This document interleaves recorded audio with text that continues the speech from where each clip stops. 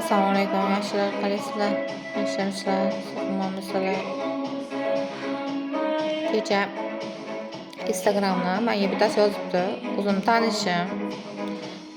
Nima ekan, men hijobda video qo'ymasmishman deb. Hijobda videoga qo'ymang deb yozibdi.